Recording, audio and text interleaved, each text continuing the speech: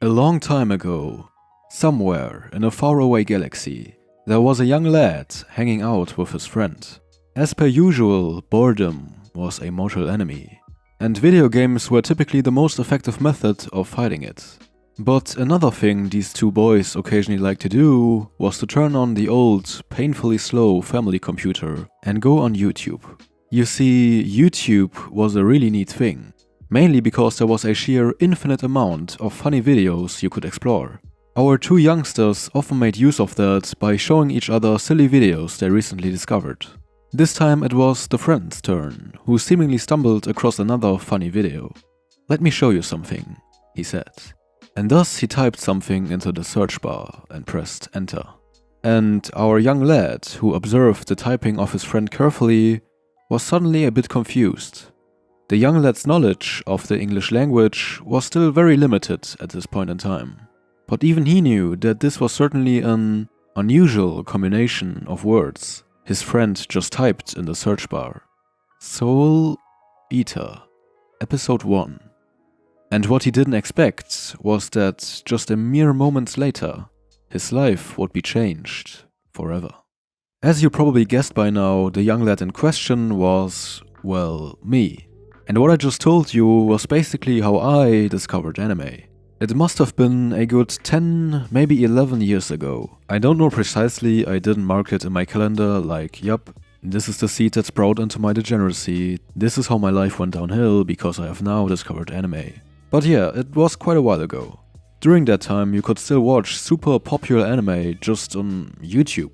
Maybe not in super great quality, but like I gave a damn. I was basically still a toddler at this point. Well, anyway, when I watched the first episode of this weird thing called Soul Eater, I was immediately surprised by how different, but still weirdly familiar it was. When I was young, I was super into cartoons. SpongeBob, Fairly Odd Parents, American Dragon, you name it. But when I started watching Soul Eater, I immediately felt that it was somehow different.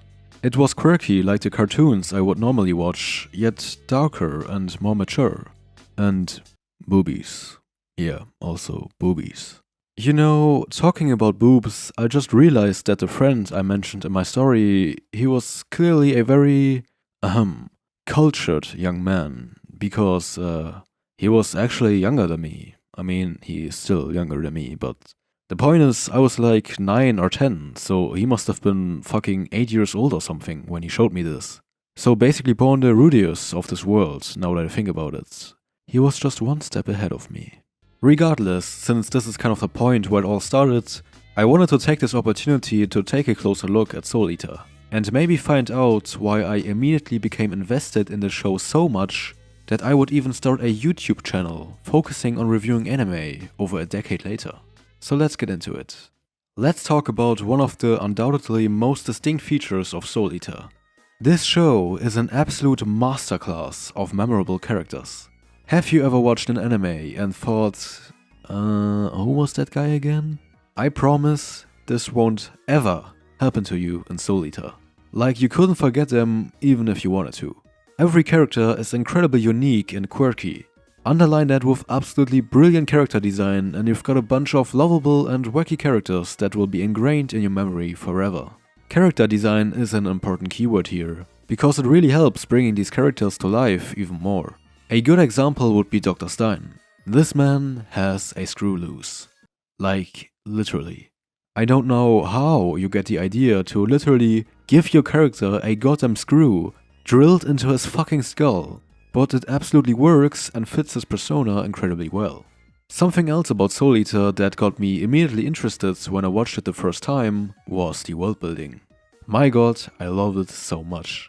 And when I was younger, even though I couldn't exactly put my finger on it, in hindsight this was definitely an aspect that really drew me in. Soul Eater's world building is fun and bizarre. I mean, just look at the Shibusen. I wish I could go to school there. But it's not just cool to look at, it also carries a lot of mystery, lore, and overall just fascinating concepts that not only keep you constantly second guessing, but also make Soul Eater's world feel very dynamic and alive. Adding to that are also various unique stylistic choices that really make Soul Eater, well, Soul Eater. Like for example the sun and the moon in Soul Eater, they behave. You know, like when it gets dawn, the sun becomes sleepy because soon the moon will take over, and the moon, like when there's a strong presence of violence and carnage, then the moon will start to draw blood. Which I know this might all sound a bit weird if you haven't watched it, but if you encounter stuff like this in the show, you're just like, yeah, sure, that makes perfect sense. The setting, the visuals, the characters, it all just resonates with each other. Nothing feels out of place. There is just a special chaotic energy in Soul Eater that simply gives it an infinite amount of recognition value.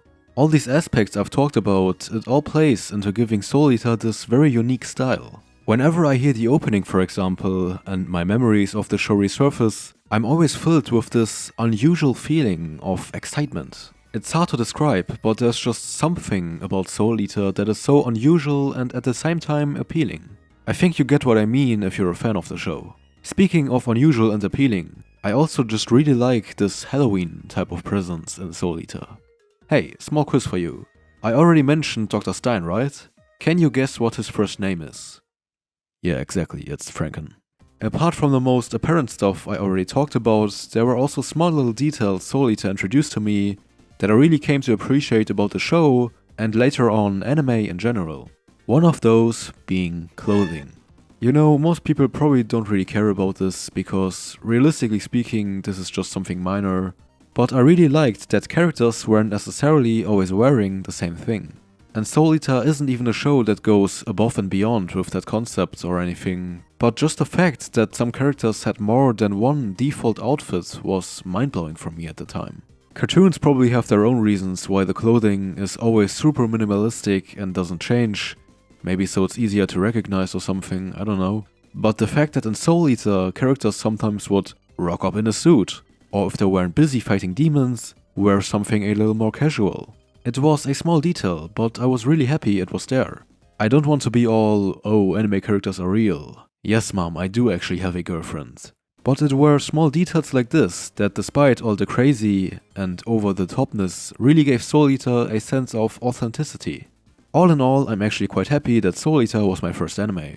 Not only because, well, I just really liked it, but also because I think it was a nice gateway to transition from the cartoons I already knew to anime.